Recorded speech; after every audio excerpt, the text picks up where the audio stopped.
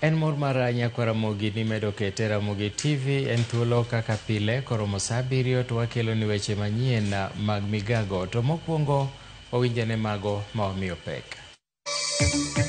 Seneta Manandi Samson Cherargei medo yudo kwet bang' nyiso piny Tanzania gi Uganda mondo rakre gi jokedo ne ratich oganda mawuok e pacho ka madhi e pinjego. Piny maduong' mar klas 12 KCSE odonje jumbe mar 2 ka jatend migawo mar somo Julius Ogamba otelo ne otese mag piny Starehe Boys Center. Riwruok jopuonj to ramo ni ok gibiyie piny owacho mondo chungi kod donje okumba mar thieth mar SHA ka gidwa ni maino oketi e jiwo somo mar CBE.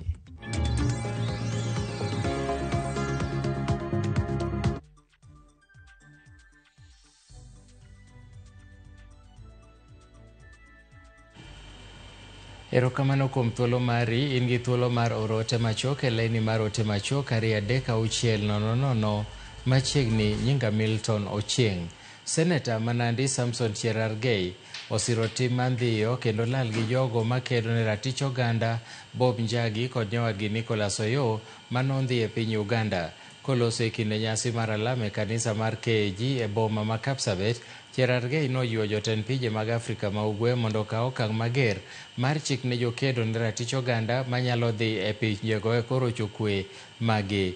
Paro manyosir kod jaod bura mar Tinderet Julius Meli manyowacho ni nitie dwaro mar Uganda luwo chike mag pinje mamoko.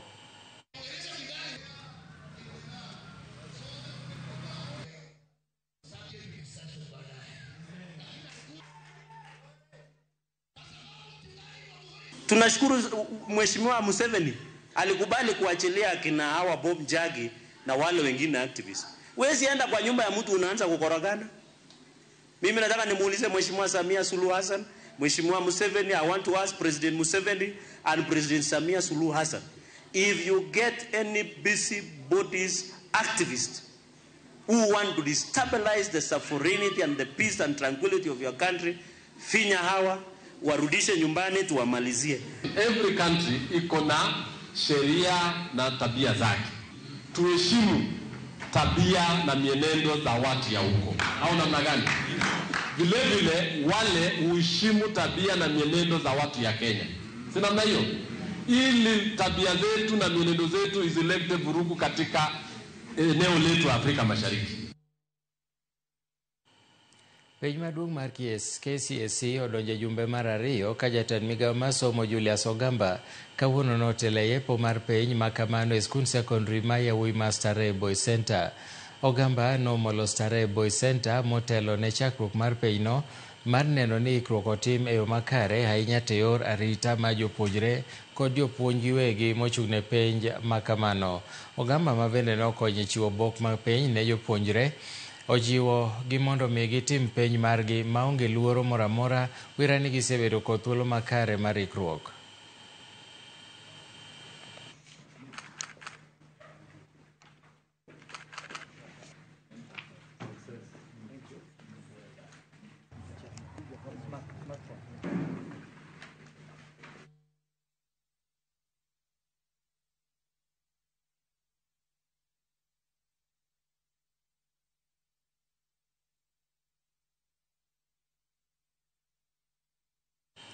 Jodak e gweng' ma Sunrise e kar chung' od bura ma Njoro e kaunti ma Nakuru odong' kod buok bang' nek mar rawera moro ma jahigni 14 manoyud ringre e ginga apaya. Min rawerano lero ni wuode ne ogone oriti kadhi od lamo kaachiel gi wuon mare, kata kamano ne ok oduogo dala godhiambo. Rawerano ma bende en ja klas 6 noyud ringre e bath apaya okinyi manyoro ka bende muma manyoting'o notimo remo kama biro bang' jogweng' monjo kendo nego jogo michich godo nosebet katimo nek makamano.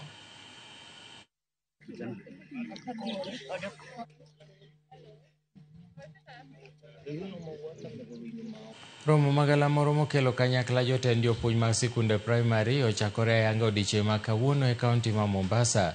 Romono mathoro timore higa ka higa keto rango okenge ma sekta mar somo osegoyo, ng'ikruoge mantiere to kod chenro monego keti mar bero sekta mar somo. Watudore gi jafwambo marwa Joja Oko mondo mi omiwa ler mathoth e wi romono. Erokamano ahinya. Wantiere e kaunti ma Mombasa kuma odiochieng' ma kawuono ni wayuoro e romo magala moro mokelo kanyakla jotend sikunde mag primary mochako ayanga romo margi mosebedo katimorega higa ka higa. To kama antiere ni antiere gi moko kuomgi adwa mana ni mondo ginyisa ni to ang'o gini magigeno twaki e romo ma kawuono ni mwang'e ni biro dhi nyime e thuolo mar ndalo 5 mabiro. Machiegni ahinya chaka gi nyingi. Erokamano ahinya. An Moses Ben Kadienge ma en jagoro mongirore mar jatelo mar head teachers miluongo ni Kepsha ma awuok Homa Bay County, Suba West sub county miluongo ni Mufangano. Romo ma kawuono ni wan gi geno mang'eny ahinya. Wasebedo ka wan gi tuomruok kod rem mopogore opogore. Achiel kuom chandruoge mwasebedo kwaneno ka jotelo mag skunde en wach mar somo manyien mane sirkal okelo masani wadendo ni CBE.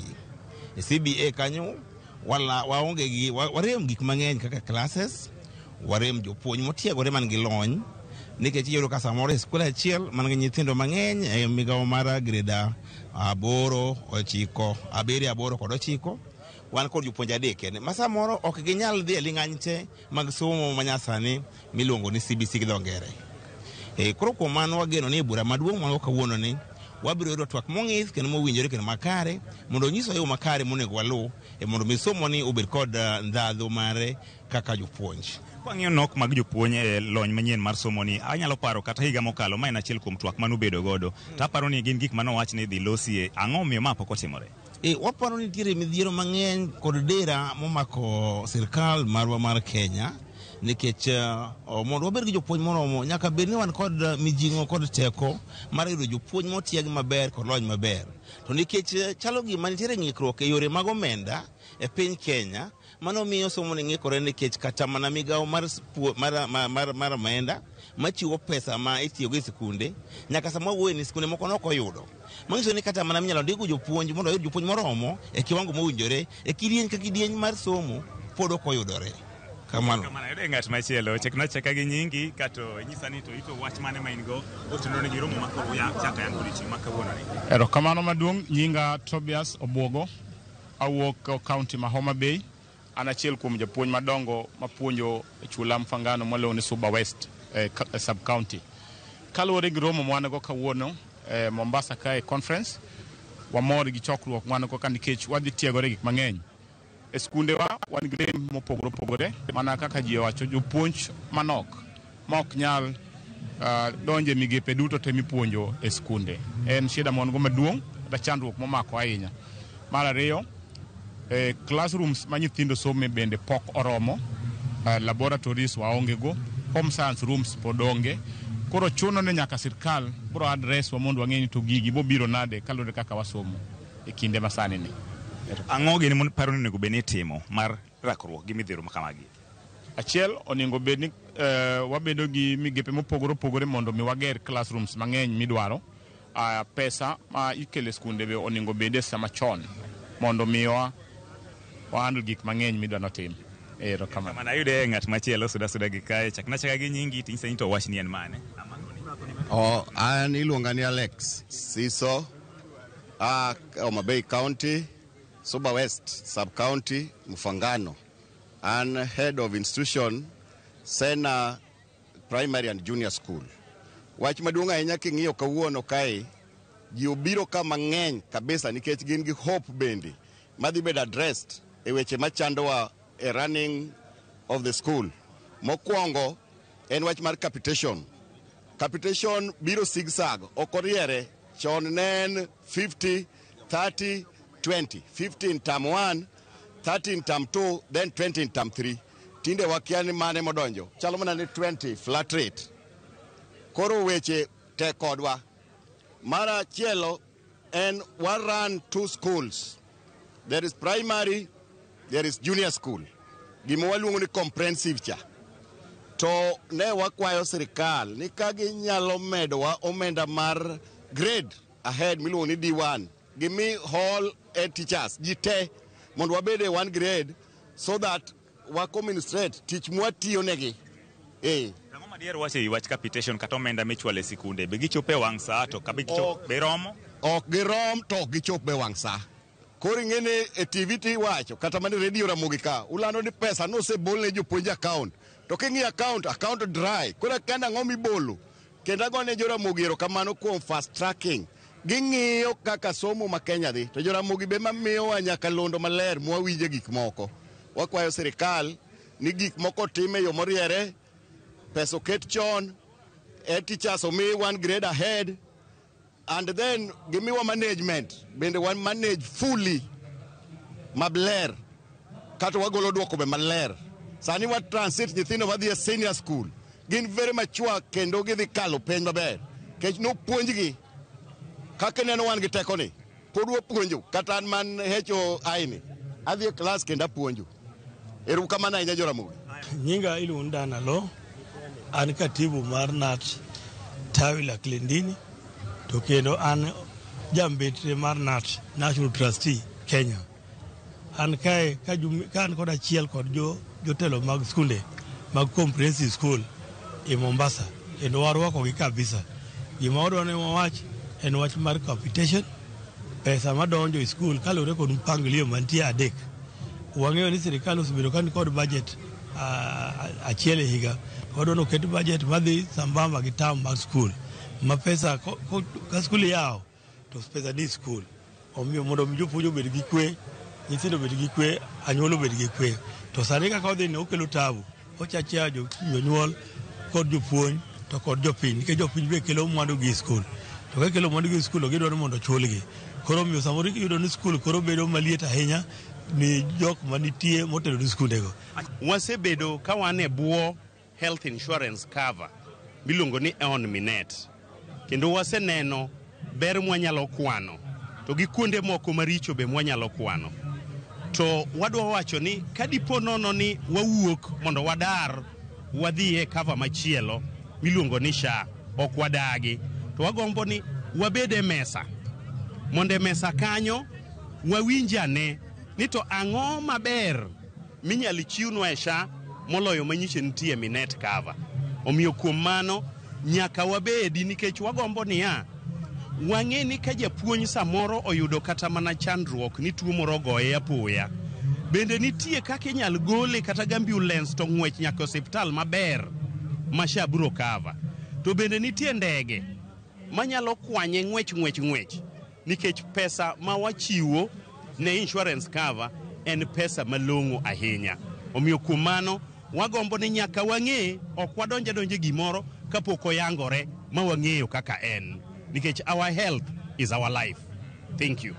Mana kaka iwinjono mano ne en twak achiel kachiel gi moko kuom jopuonj mantie romo madhi nyime Mombasa kaendi ka gitemo nyisowa moko kuom gigo ma gichano twakie, weche ma giparo ni nitiere ng'ikruok monego losi to kod kaka onego beni ibero sekta mar somo. Wamedo luwo wachni kendo wabiro medo nyiso janeno mar Ramogi TV kaka weche medo tuch kowuok e kaunti ni ma Mombasa. Ne Ramogi TV, nyinga en George Aoko.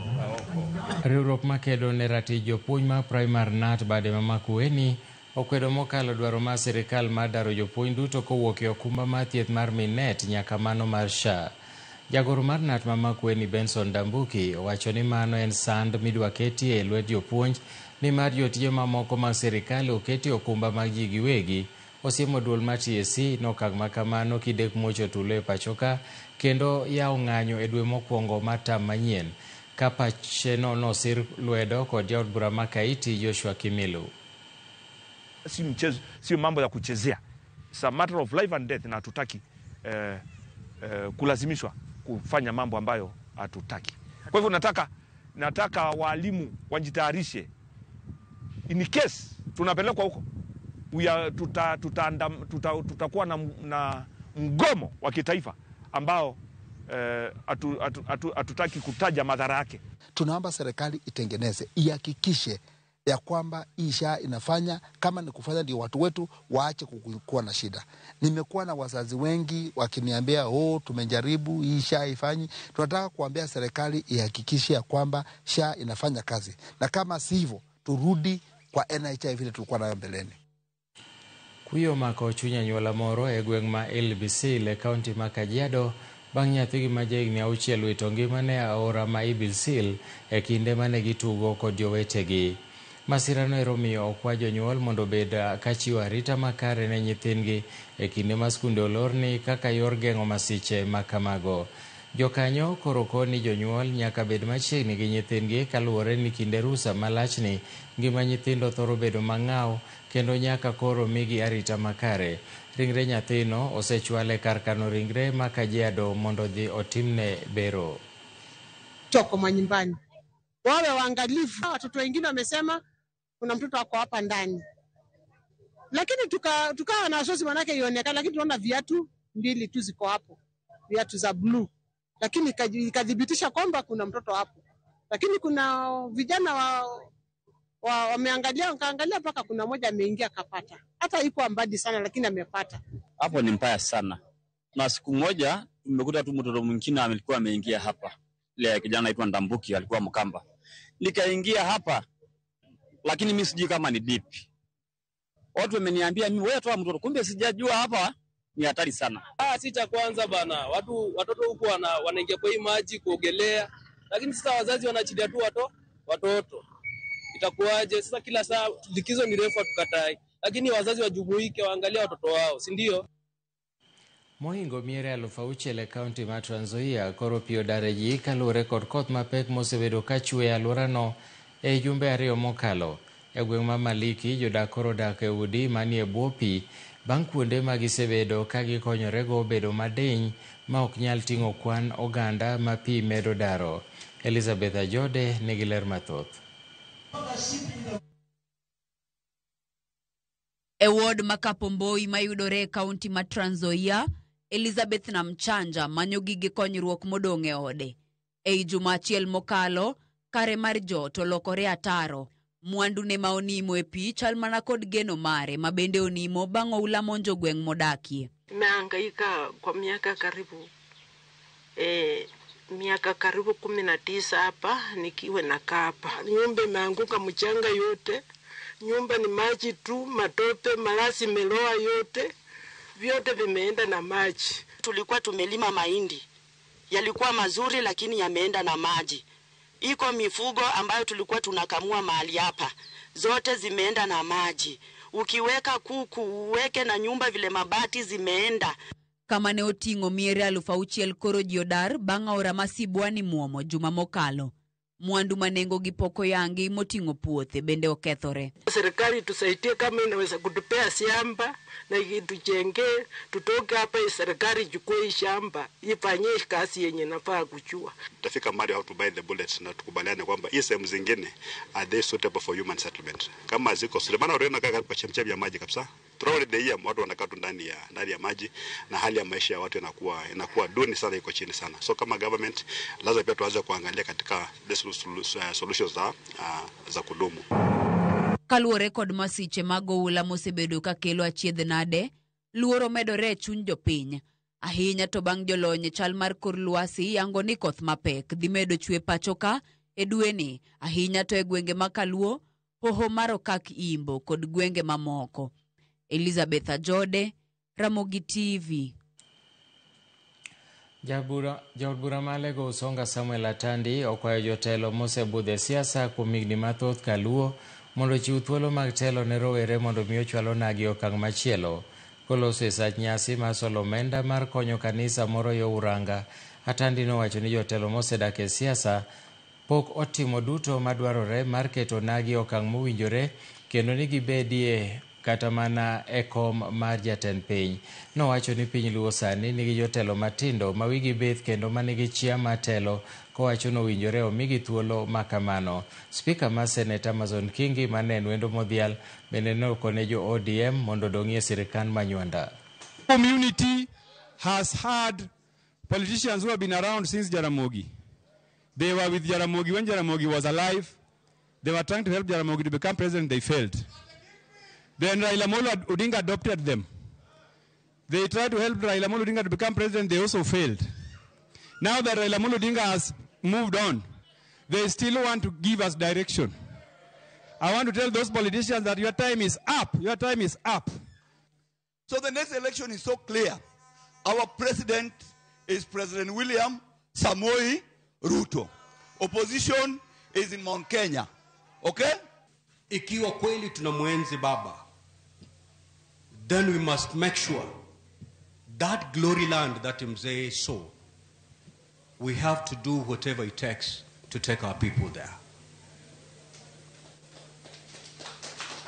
We have to get to the land of Raila Odinga, because that is the land Kenyans yearn for and Kenyans deserve. That is where Baba wanted to take us, and unfortunately,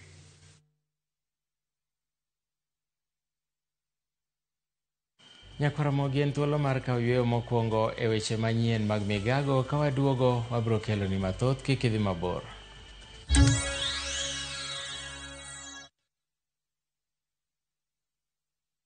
Neto kori winjo, kika winj kucha kuluonga ni Mbabas nikech koro uneno kan gi pesa moro matin. View sasa ndio nyumbani kwa the best local dramas. Nataka ripoti ya Hansi pamoja na mkewe. Comedy za kuvunja mbavu. Telenovela bora zaidi kwa lugha yako. Anaere ainya Prita. Tokendo kimora more wi mora. Na sasa una nafasi ya kushinda zawadi nono ndani ya promotion kubwa ya Jipange na View sasa.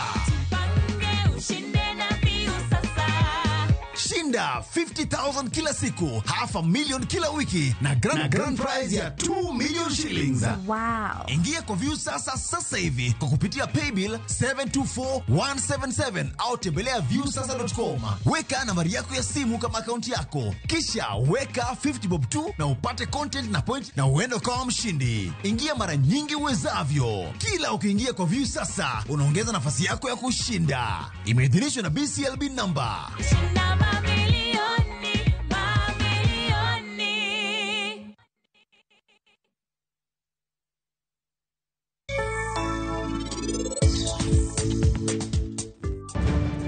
Raji, nyathini karani kanye.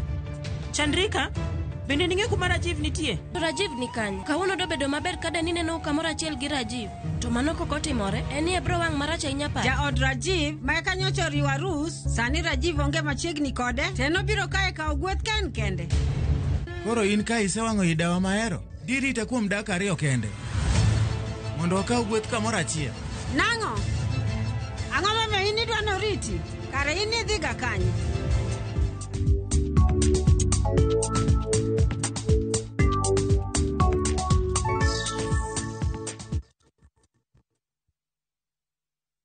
Watu wangu, sasa sijawaambia. Si nimebeba pen kwa pen. Lakini sasa kiti inarukaruka, kiti inarukaruka. Sidema amejaa makashuka. Shukisha. Sasa acha hiyo. Jana nimenyeshewa, sema kunyeshewa. Ovi! Hey! Mimi nakwambia kama si jaketi yangu kufura kama balloon. Mimi ningeenda. Hapana. Shida si bike. Shida ni oil ya bike. Eh? Shikilia hii. Hey, Johnny! Kaende!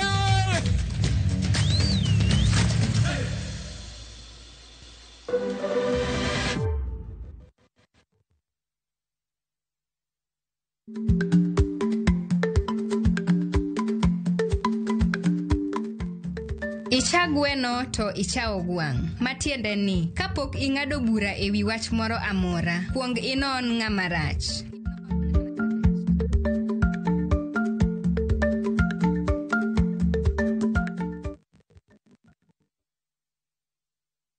Where mountains meet the sea, Cape Town is a city like no other. Wake up to Table Mountains rising above the clouds. Explore a full-day hop-on, hop-off tour. Follow the peninsula where the ocean roars, then taste the magic of the winelands. And the best part, for Kenyans, Cape Town is visa-free. Enjoy 4 unforgettable nights for only $1,410 per person sharing, including tours, tasting, and memories to last a lifetime. South Africa is calling. To book, visit viewtravel.com or call 0703-254-254. View Travel. Dream, explore, discover.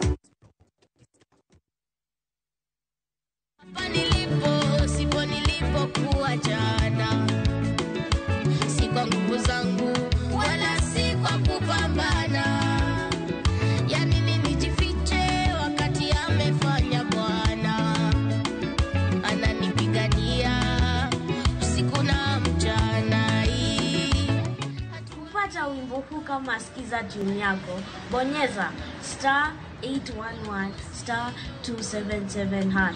Kumbuka, sikiza na Citizen ni nyumbani kwa wasanii wote.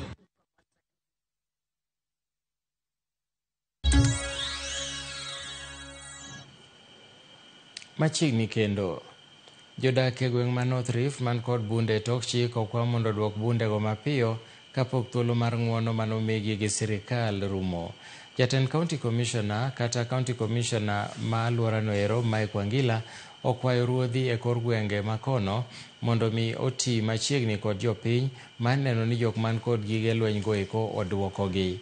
Moko kuom jotelo okwayo jodak eko mondo owere gi weche mag kuo mag jamni e neno ni kwe mosiko obedo e nyandwat mar Hoho mar Okak kono, ahinya to bang' kweth jomaundu manyayo kuo jamni monjo gwengego. Sasa saisi umepewa amnesty. Tunatangaza peupe mchana hapa kwamba kama una bunduki kwa nyumba, tafadhali uende kaitoe kabla uchomwe nayo. Kwa sababu saisi unaombwa, lakini kuna wakati utaombwa. Kwamba yeyote ambaye anaye bunduki tupeane. Nafasi hiyo tumesikia kwa ofisi ya DCC kwamba yeyote ambaye unayo, hii ni nafasi yako kupeana kwa upole ili tusipate mashindano na serikali. Ninaomba kama wafugaji kwamba hii mambo ya bunduki tusaidiane kama taifa, tusaidia rais wetu kumaliza hii mambo ya uwazi ya kutumia bunduki. Watu wengi leo ni yatima, hawana wazazi. Wanawake wengine hawana wanaume kwa sababu ya bunduki. Telo mochung'ne kedo kod yedhe mamero ji e pacho ka Nakada odhi nyime ga pedha mare kaunti ma Nandi mathiro hand yedhe mamero ji malipode osebedo ka yango ni medore e gwengego. Apisa mag Nakada komakore kod obila osebedo ka timo pedha kuom ndalo ang'wen. Chenro mar gino ero ma bendi wacho no osechako nyuolo lemo bang' kong'o ma chik ok opuodho maki e gwenge ma Mosoriot e kaunti ma Nandi. Bende gimako kit math moko ma ok opuodhi ma ok ochopo e rang'iny madwarore ka jalup jawach elo Nakada Simon Mwangi okwayo jodak makono mondo obed motang' gi kit kong'o miuso e kor gwenge ahinya te kinde ma nyithindo loro skunde, ka bende ojiwo jopuonj mondo ochwal lipot ne apisa mag sirikal e wi kuonde miuse yedhe mamero ji. To impound over 200 cartons of assorted alcoholic brands whose contents could not be immediately verified. So we are subjecting those brands to the government chemist for analysis, and once that is concluded, the culprits will face the full force of the law. And we are warning all those people who engage in the business of manufacturing alcohol that is not suitable for human consumption, that we are going to come for them. Jodak maronga e yo Kajiado ma Nyandwat akwedo mokalo wach yako opogo kendo uso lope e alap tuke Manakel. Giwacho ni lopno ero mar eka 16.5 ywaruok mar ni ng'ano e wuon lo mopuodhi pod ni e nyim doho. Bende ginyiso luoro margi e wi okang' mar dwaro kawo bath lop sikunde Kai Murunya ma bende wachore ni idwa gerie udi ma nengogi ogonyore. Giwacho ni wach moro amora motudore gi uso mag lopno nyaka tim mana kosekawo pach jopiny.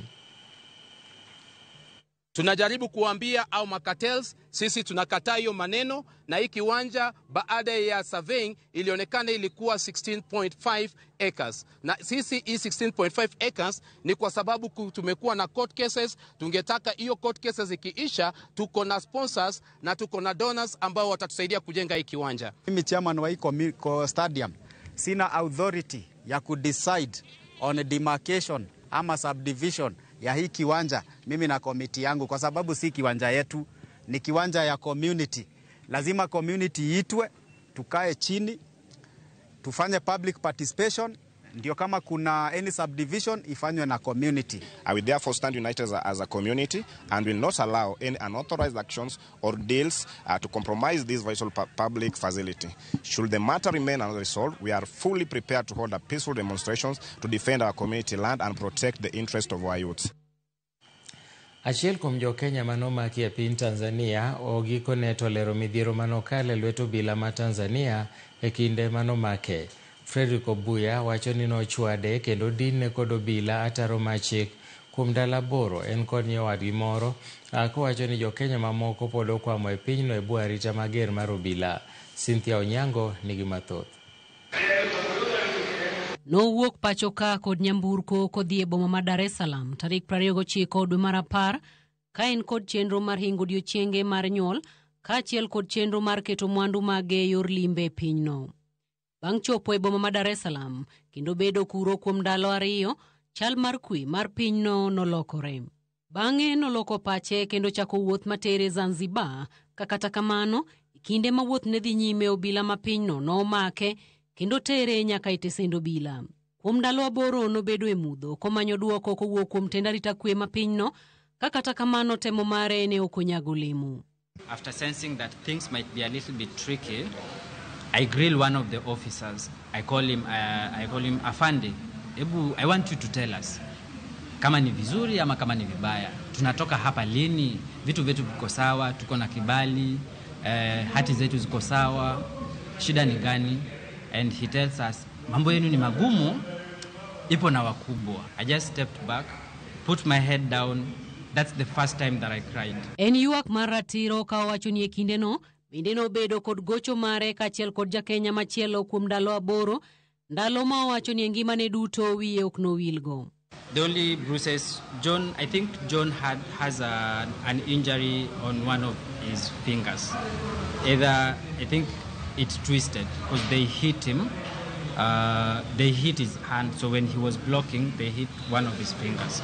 Mopogore kod gocho, bende wacho ni alwora mar tesendo bila manogeng'negie bende ongohore kata chiemo ne ok giyudi. It's crowded. There's a 13-year-old, there's a 16-year-old. There's no water in the cell. The toilets are stinking. You step on the floor and it's sticky. Ni kama uji, ni kama unakanyaga uji. That is where you are supposed to sleep. There are bed bugs. You can literally see bed bugs. And that is when I think I told John, it's either we go home or we sleep at immigration or they just kill us. The problem is our government. Tanzania and Uganda cannot abduct and torture Kenyans without the green light from the Kenyan government. Olero ni nochuno mbetre mar piny Kenya e piny Tanzania mondo donjre kendo chun thuolo mar wegi. Lek mar okil Frederick mane en go mar keto mwandu e piny Tanzania owacho ni sani otore e Luanda kaluwore kod kit sand manokalo e pinyno. Magi timore e kinde manyuola moro e kaunti ma Taita Taveta lit kod kuyo mako bang' watgi manyinge Albert Kamala manomaki e gwenge ma Moshi tarik 29 dwe mar 10 yud ringre mare ka okane kar kano ringre ma Holili machiegni kod tong' mar piny Kenya kod Tanzania ka ringre mare nyiso sand kod ratiche bende onjau. Cynthia Onyango, Ramogi TV. Riwruok jopuonj mar Kuppet koro yango ni achiel kuom gigo ma nyalo thiro chenro mar donjo e senior school ne jopuonjre madhi chako grade mar 10 en rem mar kwan jopuonj mapuonjo somo mopogore opogore e bwo lai manyien mar CBE. Kaka Efi Nyakidi leronwa, nitie dwaro mar duol mar ndiko jopuonj e TSC mar rango manyien chike mag tich kaka achiel kuom yore mag kelo yot ahinya ne jopuonjre mag senior school. Ndalo moko tok ten migao mar somo chiwa yanga lipot margi manyiso chenro magichano ne jopuonjre madonje grade mar 10 kata senior school. Tend riwruog jopuonj sekondar Kuppet oyango ni nitie dwaro maduol mandiko jopuonj tich pacho ka TSC rango manyien chike mag tich. Kaluwore gi jagoro maduong' mar Kuppet Akelo Misori, nitie lai mag somo mamoko kata pathways maonge kod jopuonj moromo kendo biro dwaro ni duol mochung' ne ndiko jopuonj pacho ka Teacher Service Commission chiwo thuolo ne jogo manigi lony e somo makamago puonjo jopuonjre kaluwore gi chike mag somo. Paro manyaka kuong sir kod piny owacho. Bende kono nego beni Teacher Service Commission or revise their curriculum mondo kigiwach ni gindiko mana gikaw mana jopuonj mo train kende, gikaw jopuonj motimo other skills ma trainers moko motimo other skills makata pok oyudo pedagogical skills mag puonjo. Wan gi jok machalo mang'eny ma jok manyalo timo bricklaying, jok matimo art and design, jok matingo food and nutrition, jok manyalo timo mago. Gin jok mo inyalo gol other areas to do the school system. Mapuonjo nyithindo maber. To current Teacher Service Commission must change its regulation and an act of Parliament must approve. Ni Teacher Service Commission kono nyalo ndiko jopuonj ma oko train as teachers. Jagoro mar Kupete bade ma Kisumu Zabulon Awange bende ochiwo pacho kowacho ni nyaka ten migawo mar somo tim kare maneno ni skul moyier ne lai kata pathway mora mora ni kod gigo madwarore e chwalo somo makamano. We expect ni migawo mar somo skunde magiyiero ni dhi bedo mek sciences must have laboratory. Ka giyiero skunde moko ni dhi offer technical subjects kaka computer, nyaka bed gi computer. Ka dhi offer subjects kaka agriculture, gibed school manyalo bedo gi puodho. Wakao cluster as per the cluster. Nikech bro chuno nyithindo madhi hinyre gi nyithindo mabodhi e day schools. Ibro miss day school moro ma ionge facility. Oketi ni dhi timo sports. To skundno kata pap ema gionge go. Skundno kata jopuonj manyalo puonjo various games ema onge go. Motelo ne jopuonjre motieko grade 9 riwore kod senior school. Nitie dwaro ma jokanyo e sekta mar somo paro ewi kaka yiero ma jopuonjre ne grade mar 10 kata senior school biro timore. To ka chopo Januar be onego bed ni wasebet piny kaka stakeholders wawuoyo to wang'iyo kaka selection mar class 10 dhi bedo. Scrambling kata laro nafase mek form 1 mane timre ga chondalo kesi picha opoko urumo. Wanyalo bedo ni wasetieko wach kwalo penj ni mane class 12 cha ni oonge class 9, lakini assessment results madhi wuok dwe mar 12 no mibiro tigo do mondo many godo skunde miluongo ni pathways go jonyuol keni pathway nango gin ging'eyo ni nyathi nyalo dhi Maseno school kata dhi e school magweng.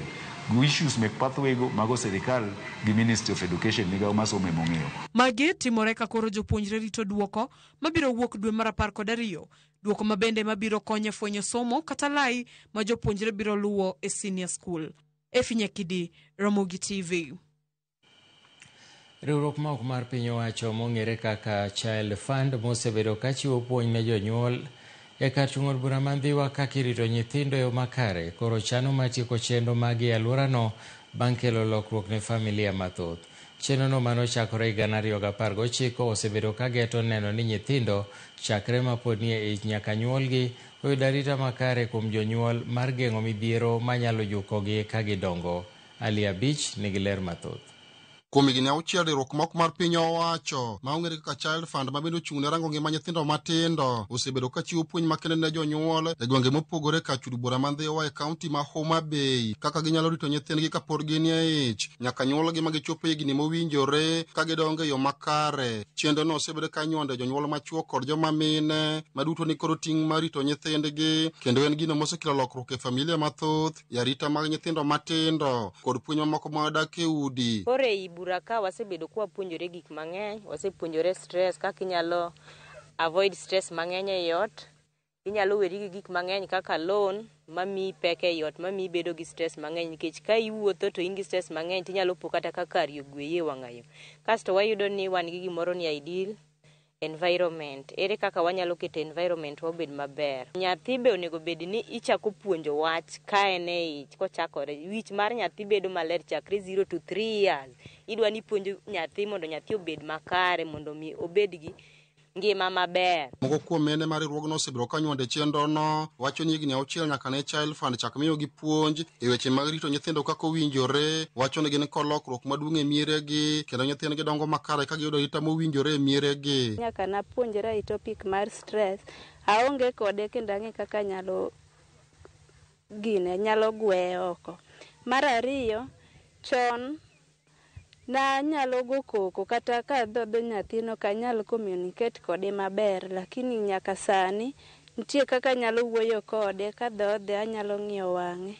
Osekonya sana kendo ayudo puonj makare e wi wachno. Ka koro riwruogno chano matieko chenro magi e gwenge mopogore ndhiwa e thuolo ma dweche 4 mabiro. Nyamrerwa ma bende nigi diero machopo ir jonyuol wacho ni jonyuol oseyudo lokruok maduong' kendo thoth mine kod ng'eyo matut kaka irito nyithindo e yo mowinjore. Kane program ne chakre, mine gi ne ok ong'eyo gik mang'eny. Sani wayudo ka wan gi pogruok malach kendo e gweng'wa kae te nitiere pogruok. Mine gi ong'eyo kaka ginyalo kedo gi stress achiedh nade machandogi ging'eyo. Kendo mar ariyo ging'eyo kaka ginyalo loso tijegi, ging'eyo kaka ginyalo wuoyo gi joutegi.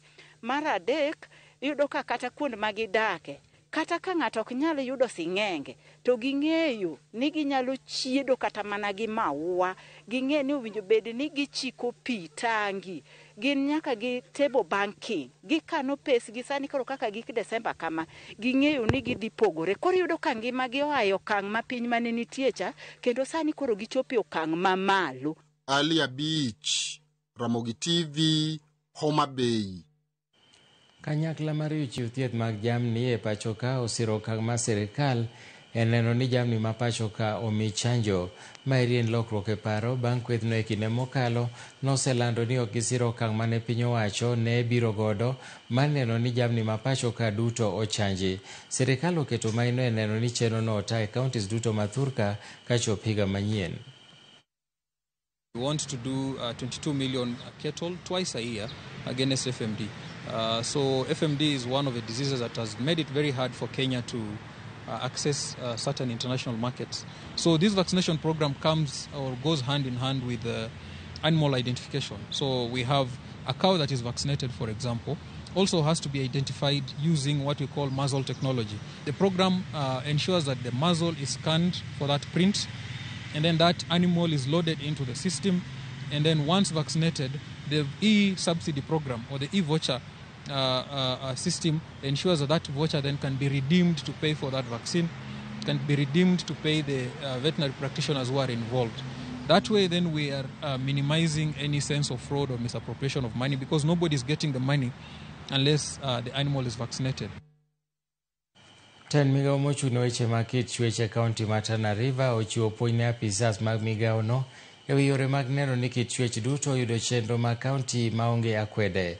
Koloso e kinde romo mokwongo gi apisas mag migao no, jatend migao mag kit chwech e kaunti ma Tana River Abbas Kunyo owacho ni en ting' mar apisas go neno bende ni jotij kaunti oneno ber mar puonj ma kamano kendo timo tijegi maonge oharo.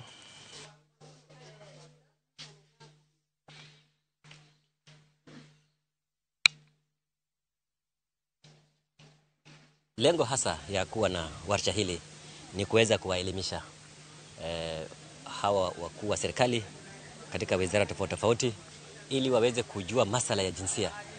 Kuna mambo mengi ya jinsia ambayo inahusu mambo ya usawa, mambo ya kuhakikisha kwamba katika mipango za serikali kwamba jinsia inatiliwa maanani. Kama ni masala ya maendeleo, tunahakikisha kwamba yale maendeleo yameweza kuangazia hali tofauti ya wamama, kama ni wale ambao ni walemavu, pia kama ni jengo unaangalia kwamba imeweza kuambatana na hali ya wale walemavu. Siku ya leo ninafurahi kwa sababu target ambao tuliekewa tumepita kwa umbali, na tunahakika sasa hakuna kizuizi chochote kitakacho kutuzuia kuweza kupata ile mgao ambao World Bank inaletea kaunti yetu ya Tana River katika program ijulikanayo kama Kenya Devolution Support Program. Na siku ya leo pia tumeweza kuwezesha maofisa maalum ambao watakuwa pia tunawaita wale focal persons katika gatuzi la Tana River, ili kuwezesha kwa mfano mambo ya bajeti, mambo ya programs na mambo ya zile sera maalum ambazo watataka kuweka katika mikakati yao kwa idara tofauti tofauti, ikiwemo kama ni ya elimu. Erokamano nyako Ramogi, en thuolo mar kawo yweyo machielo e Ramogi e thuolo nieri mar migago ka japuonj mwalimu Ken Peters Ng'anyi wacho ni kawuono waneno maler ka wantiere conference mar Kepsha Mombasa. Erokamano ahinya mwalimu. Kaeto Brandon from Kisumu Bambo owacho ni migago ler mar atari, puoch gi pak ne jonakada. Denoba umoja mar Gemgot Regea iwacho ni pod ikete Ramogi TV. To mogi kanyo Felix Lando Wodago Kanyamwa iwacho ni Ramogi ler e kor lwasi e makoro inyowa. Wakaw yweyo kik idhi mabor, pod wan gi mathoth.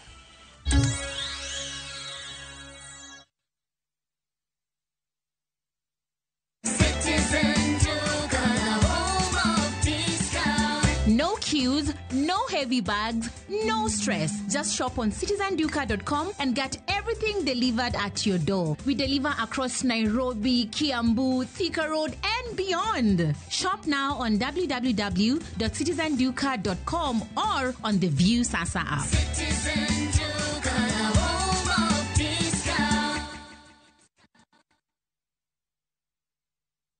Royal Mabati Factory Limited nitie gi discounts makende e kinde ni endi mar Christmas. Corrugated gi box profile iyudo gi 396 mita ka mita. Brick tile iyudo gi 456, ka Roman tile to yudore e nengo mar 500 kende. Wakelo ni mwandu kamora mora e Kenya maonge chudo mora mora. Gochno e namba ma 0722 63 kata ket order mari e mbui mar www.royalmabati.com.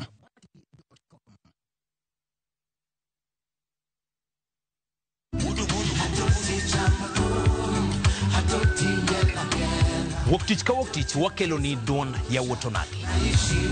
Kabinet chario kati chario nyakumunga juang en odiochieng' mar yuto mari. Chieng' tich adek kati tich adek nyakumunga juang en odiochieng' mar mine nyalo kachiel koda weche hera. Wendo kachopo tich ang'wen nyakumunga juang wakelo ni kama nene, yani TBT kod thumbe mamit mokalo. Furahi the edition and thum kaliech. Loso kapuoyo nyakumunga juang. Ka wakelo ni jothumbe mopogore opogore. Kanyo ndio bende wakelo ni gimiluongo ni Ben Yawa.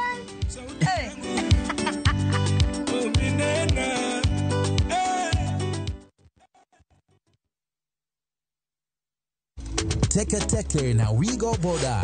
Chanua Jam, fika on time at the lowest charges in town. Va helmet and ride in style.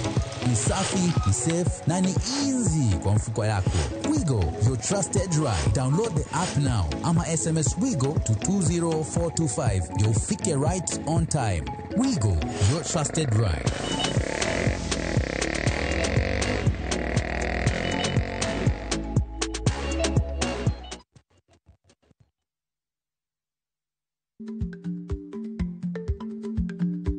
Chako chon loyo dhi kajuoga. Ma tiende ni bedo gi ikruok momondo, geng'o masiche kod midhiero mang'eny mabiro e ngima dhano.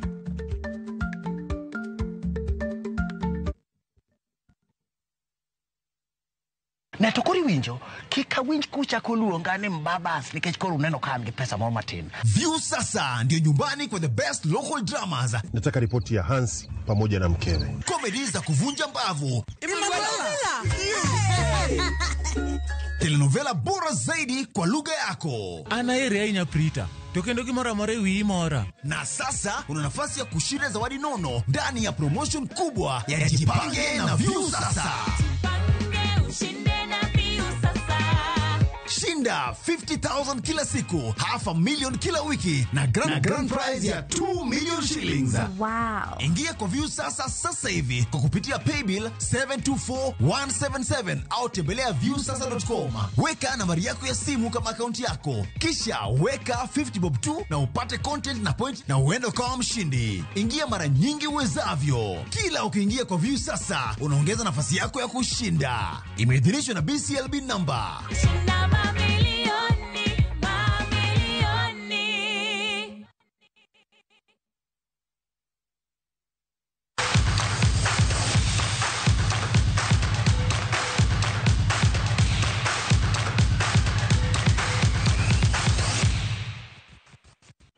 Klab mar Migori Youth dhi nyime gi yudo duoko makare tuke mag adhula mag lig ma piny mag NSL nyaka sani tok tugo tuke 7 gi mako thuolo mokwongo e chung' mar timbe e ligno. Migori Youth nolo klab mar Gucha All Stars 1-0 dira mokalo. Klab mar Naivas komachielo omako thuolo mar 2 tok lo klab mar Soy United gonde 2-1 e tukgi mokalo. Naivas nyaka sani bende nigi point 14 tok Migori Youth. Klab mar Mofa mogo tache Othoro e kaunti ma Homa Bay omako thuolo mar 10 tok logi gi klab mar MCF gol 1-0 dira mokalo. Kisumu All Stars komachielo yulo e thuolo mogik e chung' mar timbegi ka nyaka sani pok giyudo loch moro amora e lig no tok tuke 6.